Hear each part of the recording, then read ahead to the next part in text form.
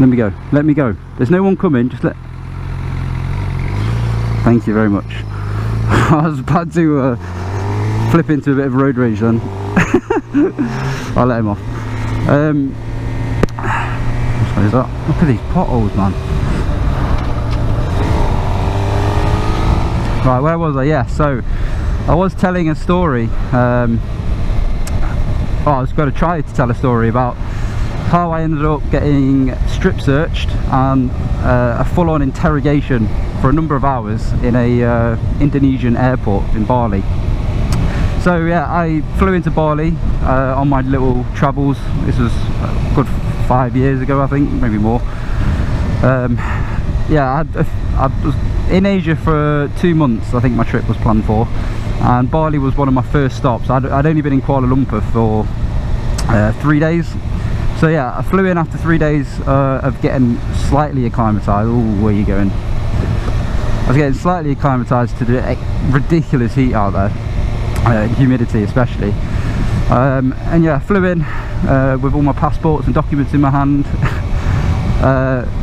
Queued up for about, I think it was about an hour and a half to 2 hours. There was a very busy immigration desk. There was probably like 4 plane loads that had just landed at the same time. There was no semblance of a queue. There's no organisation in there whatsoever.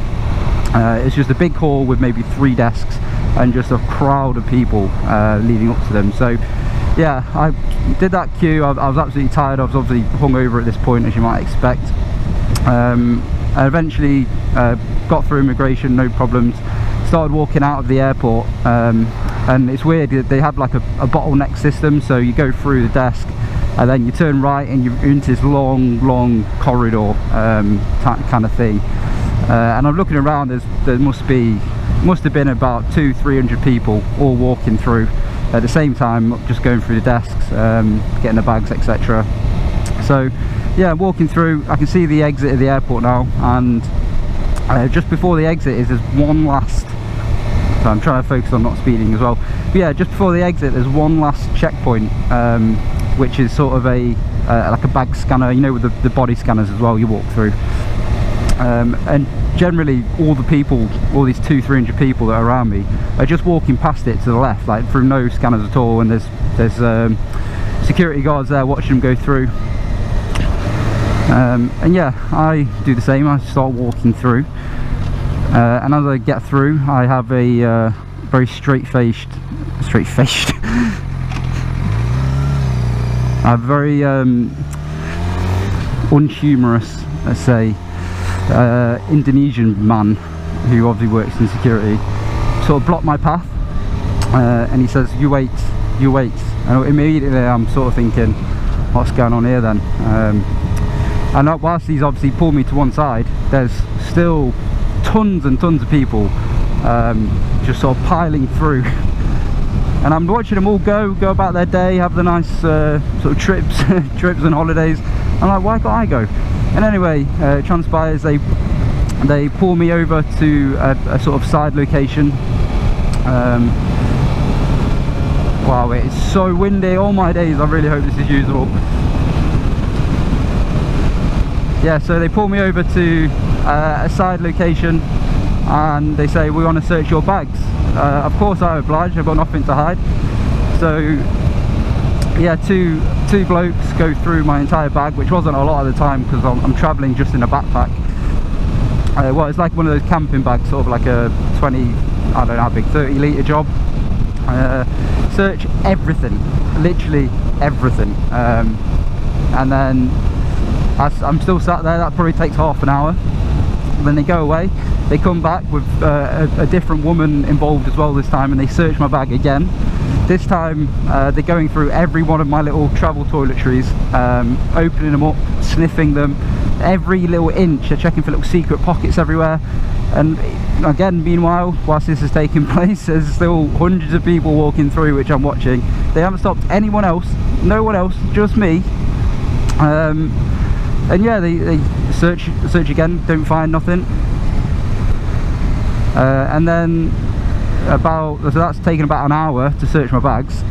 So already at this point I've done my long flight, I've queued up for an hour to get through immigration, And then I'm just about to begin my Indonesian experience, my exciting holiday, and go meet my friend. And yeah, and then they pull me over, they search my bags, which takes an hour. They come back with one of those drug tests, like the, you know, the little paper swabs they do at airports. And yeah, they begin to swab all of my money that's in my wallet, all my hands, all my bags, all my shoes. They swab it, they go away, they do the test, and again I'm waiting at this point for another 20 minutes. It felt like forever for how long that took. And then at this point I'm starting to get quite worried, because it was so weird how they've just selected me out of a good 1,000 people. And then they come back and they want to do the test again. They didn't find anything, or maybe they did find something, I don't know, but yeah, they decided to repeat the test, did it again, went away, and this time it took half an hour, and then they came back and said, oh, can you come with us please, sir? And at this point I'm like, what the actual fuck is going on? And they open a sort of a random door, which you would never even notice if you're just going about your day, going out of the airport. Open a random door and they start leading me into the back rooms of this airport. And then you keep well, I walked for probably 5 minutes, and then there's these sort of interrogation spec rooms, which obviously is for that purpose. And they shepherd me into one of those, sit me down. There's the stereotypical light hanging from the ceiling just above a desk with 2 chairs kind of vibe going on there. And then they proceed to do a full-on interview / interrogation of me. They start asking me, hey, do you do drugs in England? Where you from? Why are you here? What you do? Blah, blah, blah. All the usual stuff. And I'm starting to get quite worked up and panicked, like, being truth for you, because at this point I was thinking this is too weird. I knew I was clean, I had nothing on me, not that I would, but I was starting to believe that someone had maybe planted like something on me, like, you know, those unintentional drug mule type things. So yeah, I'm getting really panicked, and they carry on this interrogation. I'm not joking you, this went on for a good couple of hours of just questions, very sort of loaded questions, and I didn't really know what the right answers to them were. I don't know what they wanted me to say.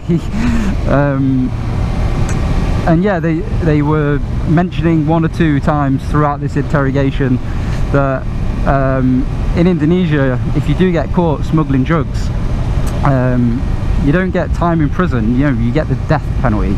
They will hang you, publicly hang you, I think. So yeah, they helpfully reminded me of that throughout the whole interrogation, and I'm going bright red, I'm really hot, I'm flustered, and I'm absolutely terrified. And then to ease my state of terrifiedness, if that's the word, they say to me that they would like to carry out a strip search. And yeah, they bring in 2 very honourable, straight-faced Indonesian security guard, border patrol police. Order me to take all of my clothes off. Well, I originally go down to my boxers, thinking that's enough, but oh no, they say take everything off, everything off. So obviously I had to. I just stripped naked, thinking that was the end, and they say, oh no, we want you to turn around, face the corner of the room, bend over, touch your toes, so we can, and spread your ass. It's not touch your toes, so they wanted my hands round as I'm bent over onto each ass cheek, spreading my ass wide apart for them to have a nice gander at. And then they said, oh, we now cough. So I bent over, spread my ass cheeks, and had to cough whilst 2 Indonesian blokes stared at my asshole. Oh, good times. And yeah, I got quite aggy with them after that. I said, are you happy now? Do you want to have a look under my fucking dick? And they was like, eventually they were satisfied that I was clean. And then they let me know that, oh, the drug test we did on you. Watch this guy. Yeah, the drug test they did was, it came back with a hit of like cocaine, like a trace hit of cocaine, which obviously you can get off money, so that's what I'm assuming it came from.